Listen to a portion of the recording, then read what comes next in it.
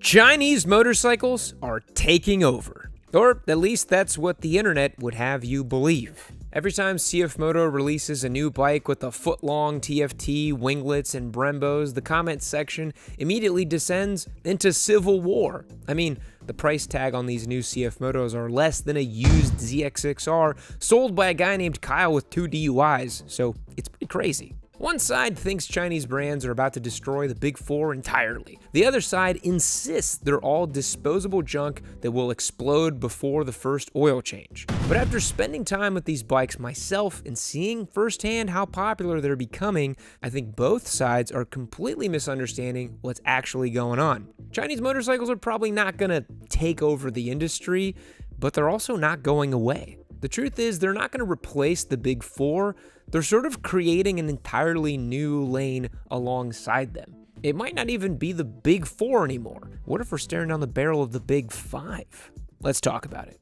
Chinese brands like CF Moto are exploding in popularity because they're perfectly suited for the gap that exists in the motorcycling industry. For the last decade or so, Japanese companies have become pretty conservative. I mean, I get that. It's big business. Motorcycling is not currently a massively expanding industry full of young maniacs who are either financially endowed or equally prone to risky behavior. You don't have an endless supply of dudes in their 20s who are going to the dealership every other year to climb the sport bike power progression ladder. There are some, sure, but nowhere near as many as there have been in the past. Most riders today either buy one beginner bike and quit 3 years later, or they're older dudes with money buying flagship ADVs or limited edition Elvis Presley Bonnevilles or something like that.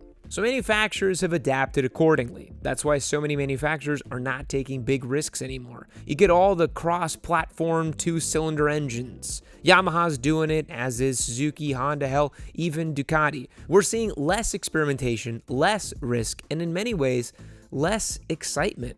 Meanwhile, new young riders have a completely different value system. They don't care that your uncle's VFR is still running with 100,000 miles on the clock. Some of these prospective CF Moto buyers were born after the K5 Gixxer was released. I mean, can you even wrap your head around that? As a result, these young buyers care about completely different things. Heritage be damned. They want flashy style, interesting engine sounds, and fancy tech. They care more that a bike looks cool on a vertical TikTok video filmed at a gas station at 11 p.m.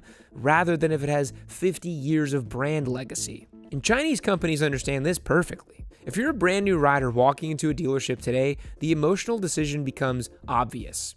On one side of the showroom, there is a Suzuki with a calculator dash and a Ninja 650 with right-side-up forks. Or there is a CF Moto with brake ducts, a 3-cylinder engine, and 1% APR financing. Whether the old heads want to believe it or not, that formula appears to be incredibly effective. And one of the reasons we don't need to see Chinese brands as an immediate threat to the greater motorcycle industry is because I don't think CF Moto are really going to steal the Big Four's customers away. Even if in another 5 years, after all reliability or dealership concerns are quelled, there are simply people who will always buy a Honda, Yamaha, or Kawasaki instead, even if the bike from CF Moto is more powerful, more interesting, and more affordable. Think of how many people still buy Harley Davidsons despite the common knowledge that they are heavier, slower, and egregiously more expensive than almost any other bike on the market. People are attracted to the brand, the culture, and the distinct characteristics of the machine. While the difference between a CF Moto and a Japanese bike are nowhere near as drastic, I think the principle still applies.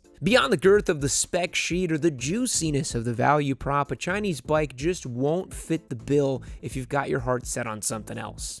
If anything, I think CF Moto is creating new customers, people who are entering the sport from a whole new angle. Because typically, if you wanted to start riding, you'd buy a used Japanese bike for a couple grand, learn how to fix it from 240p YouTube tutorials or arcane forum posts. Then, as you got more experience and earned more money, you'd move on to a bigger and better bike. But the state of the used motorcycle market is kind of sad in a lot of parts of the US. It's almost as if in certain areas the market never really returned to normal following the COVID era used bike boom. You got guys selling 12-year-old super sports for 9 grand because they're future classics, bro. So for a young rider today who grew up playing Minecraft instead of building skateboard ramps, a brand new Chinese bike with a warranty, financing, and modern tech probably looks a lot more attractive than a borderline ancient Japanese bike that could quickly become a project.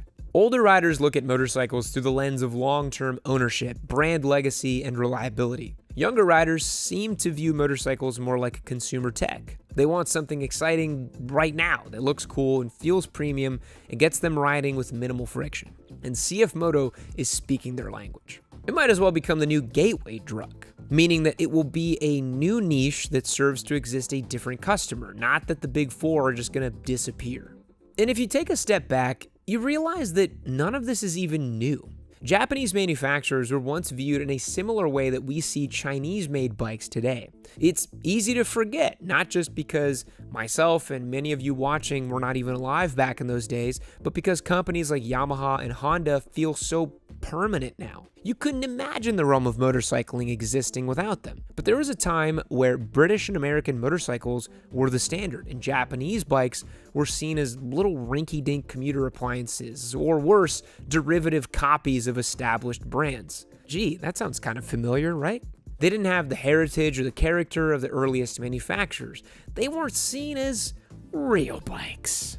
Then over time, the big four perfected the craft. They set new benchmarks for reliability, manufacturing scale, performance, and eventually global domination. They became so powerful that it reshaped the entire industry to look like what it does today. But at the same time, their growth didn't outright delete the other companies from existence. I mean, they certainly played a hand in Triumph's hardship, for example, but that's besides the point. I mean, they almost did delete Triumph. I mean, how many British brands did they delete? A lot. But people still bought Harleys. The Euro brands were still plugging away with their 30-hour work weeks and government-mandated cigarette and wine breaks. Because motorcycles are not always rational purchases, and the objective best bike for the price isn't always the bike you end up purchasing. If motorcycling was based on logic, we'd all be riding around on NC750s wearing Aerostitch suits and discussing fuel economy online. Thankfully, that is not the world we live in. Motorcycling has always been reliant on personal taste and emotional appeal as much as specs and value. So maybe that will be the story for Chinese brands. They won't dominate or take over just because they provide better value, but perhaps they'll become a new permanent flavor in the motorcycle industry. If there are always customers purchasing a KTM instead of a Honda, despite evidence to suggest that the latter is a more intelligent purchase, then certainly there will be people who buy a Honda instead of a CF Moto. Now, we're already seeing the motorcycle market split into two tiers of customer. You've got affordable bikes and premium bikes. And maybe in the future, the big four will just kind of move fully into the premium category. I mean, have you seen the prices of some of these beginner bikes today? It's nuts. A Ninja 500 SE KRT edition, or just a regular old CBR 500R, both retail for $6,500. That pushes them to over $8,000 out the door realistically. Maybe they end up inching further and further to cater to a more premium buyer. And if that continues, I think we may eventually see a dynamic similar to other industries, where legacy Japanese brands become viewed as more established, trustworthy, premium options, while brands like CF Moto or even Royal Enfield dominate the more value end of the market with aggressive pricing and features.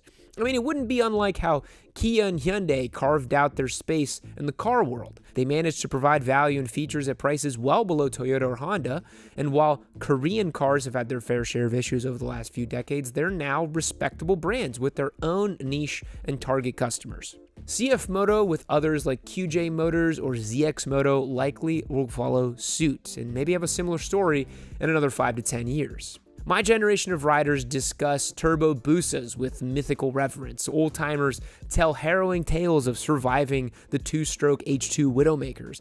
And in the future, a gray-haired Braden will tell his grandkids about all the aura he farmed while dancing in gray sweatpants in front of his CF Moto on TikTok. That may sound ridiculous, but stranger things have happened. At the very least, I can tell things are changing. The Chinese brands are positioning themselves to become a permanent part of the future of motorcycling and not just some temporary fad. Does that mean that the big four are doomed? Definitely not. But it might change how they're viewed in juxtaposition to the Chinese companies. But there is a wild card in all of this that could completely change the trajectory of Chinese motorcycles, at least here in the United States, where I live. And it has very little to do with the motorcycles themselves or the people who will ride them. If you've been paying attention to the auto industry lately, you've probably noticed that Chinese EVs are becoming absurdly dominant around the globe. Companies are producing electric cars with crazy tech, good quality, and aggressive pricing at a scale that's making Western companies sweat. But despite that, most of these cars never end up making it to the US in any meaningful capacity, because tariffs, regulations, political concerns, and protectionism keeps them at bay.